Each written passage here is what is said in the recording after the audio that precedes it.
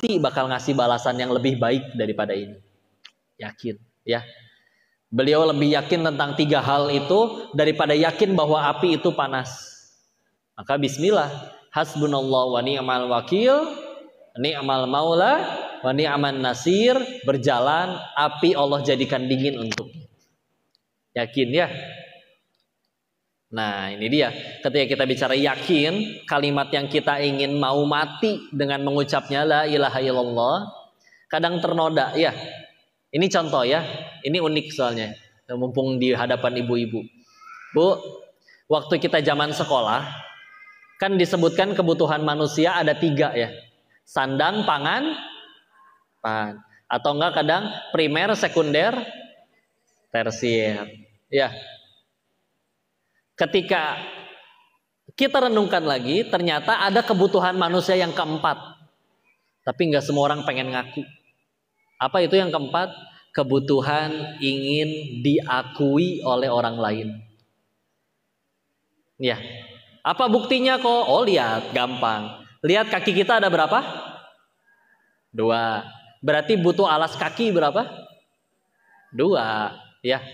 Tapi kenapa ada yang punya sepatu nyampe 50? Artis ya gitu, vlogging. Kok ntar ada yang ngomong, kok atuh biarin, kan beli sendiri, nggak nyuri, nggak ngutang, uangnya juga halal, emang nggak boleh beli sepatu banyak? Kalau pengen jualan gimana? Boleh. Nggak ada yang bilang nggak boleh, boleh. Tapi kalau belinya buat diakui orang lain, nanti capek. Ya. Pakai satu aja sepatunya, sepatu putih bersih mulus ya. Sholat di masjid, panik tuh, mau ditaruh di depan juga, ya. Silakan kejar keutamaan saf terdepan. Oh nggak mau, saya di belakang aja. Sengaja biar nanti kalau pas ruku masih ada. Alhamdulillah. Sami Allahu liman hamidah. Ya. Pulang, hujan, becek tanah, sepatu putih lebih glowing daripada mukanya bu. Ya. Disimpan taruh dalam jaket. Sepatu yang fungsinya mencegah kita dari kacugak. Ibu tahu kacugak? Kaki tertusuk duri gitu ya. Bahasa Sunda sih itu mah ya. Sekarang mendingan kakinya tertusuk duri daripada sepatunya kotor. Normal atau tidak? Tidak. Ya. Tapi Masya Allah. Oh ada lagi yang lebih aneh. Apa fungsinya jam tangan? Untuk melihat waktu.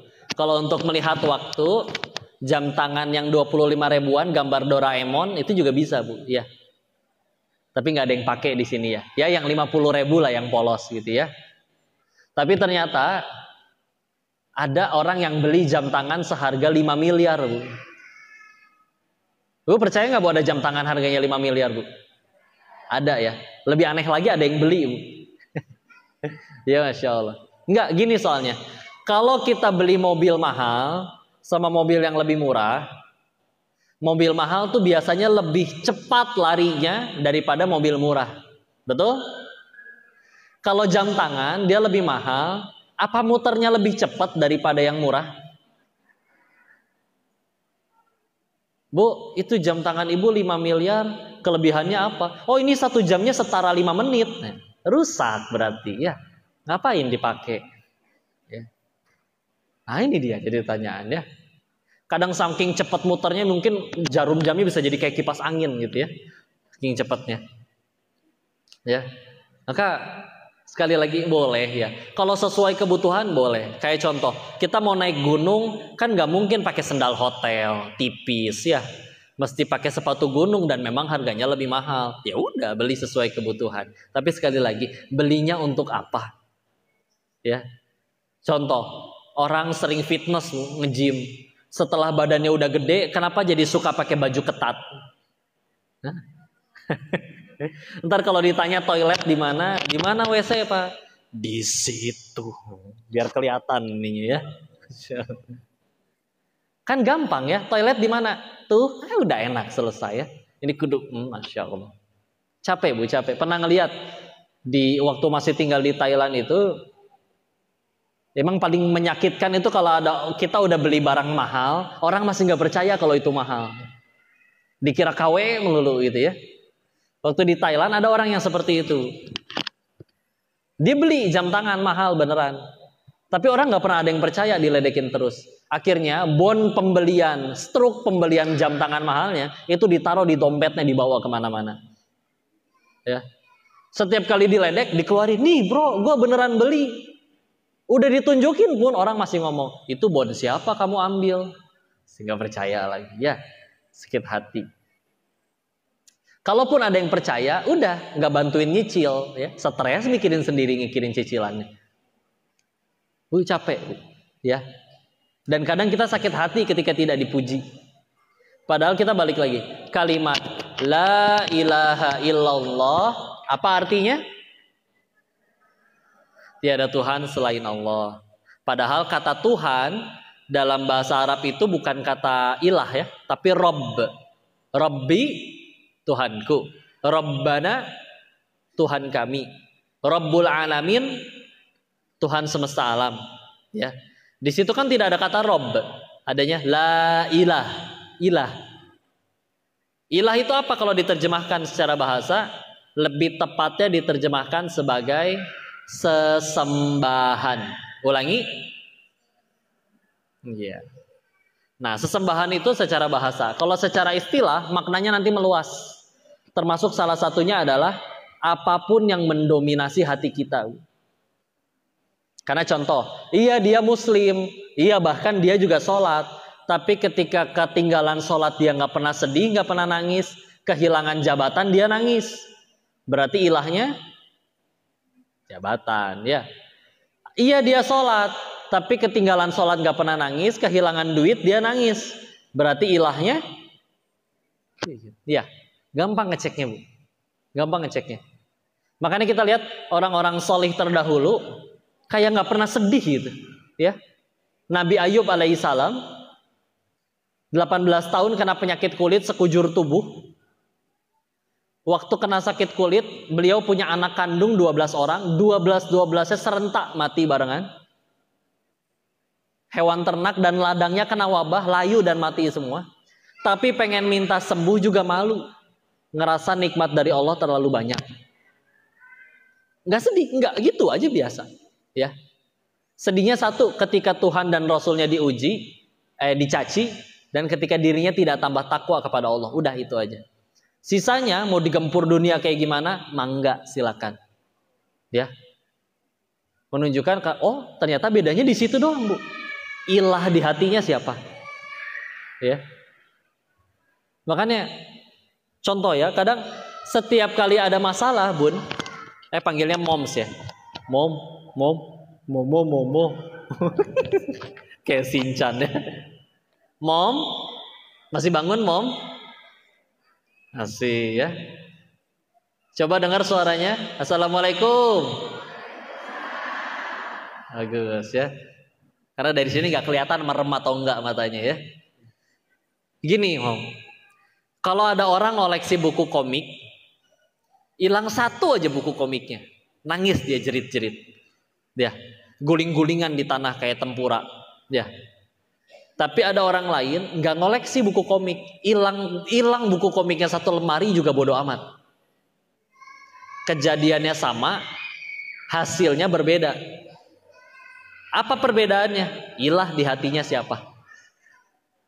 Ya. Jadi kadang cara nyelesain masalah itu, Bun, Mom, nggak usah diapa-apain. Nggak usah pakai tips, trik, strategi dan lain-lain, nggak usah. Satu aja caranya, ya. Ganti sudut pandangnya. Ya. Karena kayak tadi, bagi orang yang tujuan hidupku adalah mengoleksi komik ini, ya. Begitu akhirnya nggak tercapai, dia stres. Tapi coba bagi orang yang nggak ngoleksi komik, ya udah tenang aja. Bagi para penghafal Quran, kesedihan terbesarnya kalau hafalannya hilang, ya. Duit hilang buat beli kitab, buat biaya sekolah, buat biaya mengaji, nggak masalah bagi dirinya. Yang penting hafalannya bertambah. Tapi bagi orang, ketika ditanya, nah kamu les dong fisika, kimia, bahasa Inggris biar bisa kuliah di luar negeri. Oh, tapi sesekali bolehlah agamanya juga. So, kamu ngaji di mana? Oh, itu sama tetangga ada ngaji setiap hari. Bayarnya berapa? sebulan 50.000. Mahal amat 50.000. Coba keterlaluan nggak? Giliran ngaji mahal full. Sedangkan ada bimbel-bimbel waktu menjelang pengen ujian masuk universitas negeri, itu di Bogor ada paket bimbel, padahal belum tentu keterima ke kampus negerinya. Tapi paket bimbelnya bisa 80 juta satu orang. Ada yang bayar pula. Buat ngaji 50.000 kemahalan. Ya. Oh ngaji mah, Masya Allah, tenanglah, nggak harus terlalu rajin. Saya kan nggak pengen anak saya jadi ustadz gitu. Ngaji mah bukan keperluan ustadz aja. Ya. Nauzubillah. Yang beda di mana? Sudut pandangnya. Kita ngelihatnya dari sudut pandang mana? Ya. Contoh, ibu-ibu mungkin para momski pernah mengalami ya, entah di tempat kerjanya, di lembaganya, di kantornya, kenal dengan seseorang yang ya tahu sih satu kantor, tapi nggak terlalu deket, jarang ngobrol juga. Suatu ketika si ibu-ibu itu, teman kerja kita itu, kok mepet-mepet kita terus deket-deket, ngajak ngobrol, ngajak bercanda. Kita ladenin lah, udah ramah tamah. Setelah udah kita layani, udah deket, udah ngobrol, akhirnya dia mendekat dan berbisik di telinga kita. Mom, boleh pinjem gocap dulu nggak? Oh, pantesan ramah mau minjem duit. Pernah ngalamin? Nah, ya udah lagi ada rezeki, silakan pakai aja. Alhamdulillah, Masya Allah, bunda emang paling cantik ya. Dipuji segala macam ya. Kadang pujiannya, bunda kok awet muda banget sih, umurnya berapa sih? 32. Masa sih kelihatan kayak 31,5 loh. Mujinya juga irit tuh. Udah memujinya karena pengen minjem duit. Ya, kayak gitu. Muji suami, Masya Allah, habis cukur kumis suami terlihat 4 menit lebih muda. Masya Allah ya. Lumayan lah 4 menit juga. Ya. Setelah dipuji, udah singkat cerita, qadarullah besok gak janjian pun ketemu di pasar. Namanya kita sesama saudara seiman, ya udah kita ucapkan salam, mau nyapa, Assalamualaikum warahmatullahi wabarakatuh. Yang ngutang langsung kaget, pura-pura gak kenal, melengos aja gitu ya. Pergi aja gitu. Giliran ada butuhnya, ramah ngedeketin, muji-muji. Oh, Eli anakmu cantik loh gitu misalkan ya, dipuji-puji ya. Giliran ditagih, melengos pergi. Nyebelin gak bu? Nyebelin banget katanya ya, Masya Allah. Tapi yuk kita lihat, karena menurut sudut pandang dunianya itu nyebelin bu, betul. Tapi kalau kita lihat dari sudut pandang akhiratnya, waktu kita minjemin duit, malaikat nyatat gak jadi pahala? Nyatat, nggak mungkin malaikatnya ketiduran. Ya. Ketika akhirnya kita udah minjemin, besoknya dia malah kabur, padahal cuma disapa, nggak niat lagi, sakit hati nggak? Sakit hati. Sakit hati itu ujungnya cuma 2. Kepahitan itu ujungnya cuma 2. Kalau nggak gugurin dosa, pasti meninggikan derajat di sisi Allah. Udah 2 itu doang. Maka ketika itu terjadi, gugur nggak dosa-dosa kita? Gugur, lumayan. Maka dari kejadian tadi, 1 dapat pahala, 1 dapat penggugur dosa. Bukankah itu 2 tiket utama ke surganya Allah? Kalau kita nolongin orang masih milih-milih, masih sakit hati, pilih kasih dan lain-lain, ketika dia nggak balas kebaikan kita kecewa, yuk kita tinggal tanya ke dalam hati kita. Selama ini mungkin kita belum pengen surganya Allah ya. Padahal itu ternyata jalan pertolongan Allah. Bu, kita berdoa pengen ke surga. Kita tahu ujung-ujungnya kita rela kehilangan harta, kehilangan apapun. Kalau Allah berkata, semua keinginanmu tidak akan dikabul, 1 juga. Hanya 1 yang akan Allah janjikan. Kuberikan tempat terbaik di surganya Allah. Mau? Mau. Atau dibalik. Ya. Semua yang kamu inginkan dikabul, nggak ada yang nggak dikabul, semua dikabulin sama Allah. Cuman 1 yang tidak akan Allah berikan, tidak ada tempat untukmu di surganya Allah. Mau? Enggak. Berarti sepakat dalam hati yang paling kita inginkan adalah surganya Allah. Cita-cita ke surga.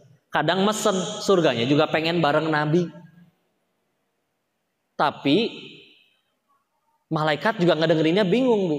Pengen ke surga bareng Nabi, sholatnya lupa rakaat terus, istighfar jarang, sedekah apalagi, hobinya ngegosip, misal di luar ini mah, di sini kan soleh-solehal semua ya, ini mah yang di luar ya, misalnya. Akhirnya Allah berikan pertolongan dengan cara apa?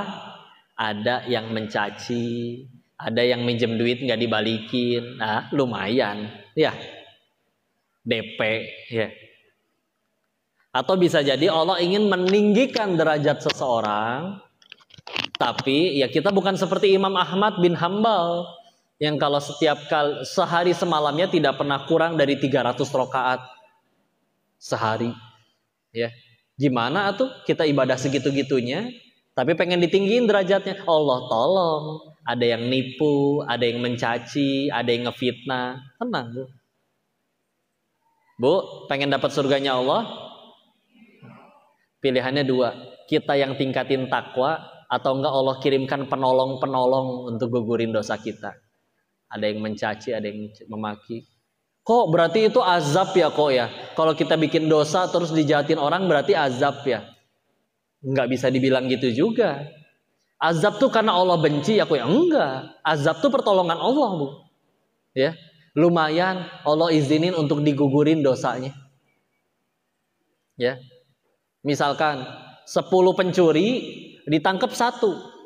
Padahal mereka satu komplotan. Yang ketangkap 1 nggak terima. Masa teman-teman saya yang 9 nggak ditangkap? Ya, yang ditangkap dia sendiri. Tapi demi Allah akan ada hari di mana si 1 pencuri itu nanti bersyukur di hadapan Allah. Alhamdulillah ya Allah saya yang ditangkap. Kalau nggak mah lebih repot. Diizinin berhasil terus bikin dosa dan gak ada balasan di dunia, dibalasnya nanti di alam setelah kematian, repot ya. Jadi pertolongan Allah itu teh ya. Masya Allah. Ketika kita pengen hidupnya lebih enak, lebih tenang, lebih tentram, maka bismillah. Yang pertama harus dilakukan ya ilahnya dulu kita perbaiki. Siapa nih? Karena selagi ilahnya belum Allah, gak akan bisa bahagia ya. Apalagi ketika kita ngerasa ya paling banyak penderitaan manusia ini ketika kita melanggar ayat ini sih. Al-Baqarah 156. Alladzina idza asobathum musibah qalu inna lillahi wa inna ilaihi rajiun. Kami milik Allah dan akan kembali kepadanya. Ini ayat menegaskan semuanya bukan punya kita, punya Allah. Jangankan barang-barang kita, yang nempel di badan juga bukan punya kita, Bu. Kata Allah ini kaki harus lepas duluan, lepas entah gimana caranya. Ya. Masya Allah.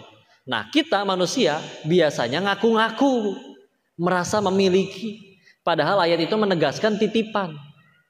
Rumahku, hartaku, jabatanku udah dikejar-kejar. Padahal titipan. Ibarat, Bu, nitip botol minum ya, saya mau ke toilet. Beres dari toilet, ininya saya ambil lagi. Ibu sedih nggak? Titip, Bu, ini punya saya nih, titip. Udah gitu saya ambil lagi barang saya. Sedih nggak? Sedih nggak?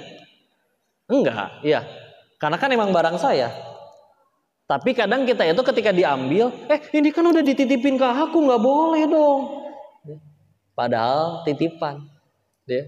Dititipin harta, jabatan, segala macam. Iya dititipin untuk ngetes jadi amal soleh atau enggak. Tapi ketika diambil sama yang punya, nggak boleh, ini udah jadi punya aku. Selamat menderita. Ya. Contoh, ibu kesini naik mobil atau naik motor? Ya. Kalau nanti nyampe depan tahu-tahu mobil atau motornya hilang, sedih? Sedih. Tapi di luar sana, di desa Sragen, Pulau Jawa, ada juga namanya Pak Burhan, misalkan, sama motor dan mobilnya hilang. Ibu sedih nggak motor Pak Burhan hilang? Enggak. Kenapa? Bukan punya saya. Nah, berarti kita baru bisa sedih bukan ketika ada yang kehilangan kan? Lebih tepatnya kehilangan barang yang kita aku punya kita. Padahal punya kita bukan? Titipan, ya. Titipan bukan punya kita. Tapi di aku ya udah. Sama kayak bunda-bunda biasanya suka berkata ya, oh saya tidak menentang syariat poligami. Memang Enggak, silakan poligami. Asal syaratnya satu kalau pengen poligami, jangan suami saya. Silakan, suami orang lain mah nggak apa-apa. Ya kan? Kita berarti baru sedih ketika kehilangan sesuatu yang kita aku. Enggak, Bu. Anak kita, jabatan, uang, harta, popularitas, titipan. Diuji sama Allah. Lolos nggak? Kok kan saya udah kerja. Ini kalau nggak kerja mana dapat gaji segini? Coba saya nggak kerja, nggak dapat uang ini. Berarti kan ini hasil kerja keras saya. Enggak, titipan itu juga. Yang lebih penting kan kerja jadi amal soleh. Daripada misal seumur hidup keinginan selalu dikabul, tapi nggak ada satupun yang jadi pahala atau amal soleh di sisi Allah. Berarti mati dapat apa? Bawa capek doang, nggak ada bekal. Ya. Ataupun dibalik misalkan seumur hidup kadang lebih banyak nggak dikabulnya, tapi setiap perbuatan kita jadi amal soleh. Ya apa artinya capek di dunia sebentar kalau pulang ke hadapan Allah bawa seember pahala kita penuh dibanding yang lain. Ya, kerja jadi amal soleh, nolongin teman jadi amal soleh, ngedidik anak, orang bilang bandel, orang bilang seperti apa, amal soleh. Udah masakin buat suaminya nggak mau makan, ya amal soleh. Ngelakuinnya kan bukan supaya dicintai mereka, supaya Allah suka, udah gitu aja enak. Ya. Tapi saya udah bantuin dia malah berbuat jahat, lihat kelakuannya. Ya kita kan meninggal nggak ditanya kelakuan orang, ditanya kelakuan masing-masing. Tenang aja, ya. Tapi kan jahat kok digituin, enggak rugi. Dalam Islam yang rugi itu bukan yang dizolimi, tapi yang menzolimi. Gara-gara dia zolimi, lumayan dia transfer pahalanya ke kita. Pahala dia habis, dosa kita diangkut dia. Cita-cita pengen ke surga, dosa masih kebanyakan. Ya ditolong tuh sama Allah, ada yang mencaci maki. Lumayan. Kenapa kita masih stres menderita? Ilahnya belum Allah. Gampang ya, tinggal dibalikin ilahnya. Karena lihat orang-orang soleh terdahulu pahala lebih banyak, dosa lebih sedikit, bahkan para nabi mah terampuni dosanya. Tapi ujian lebih parah.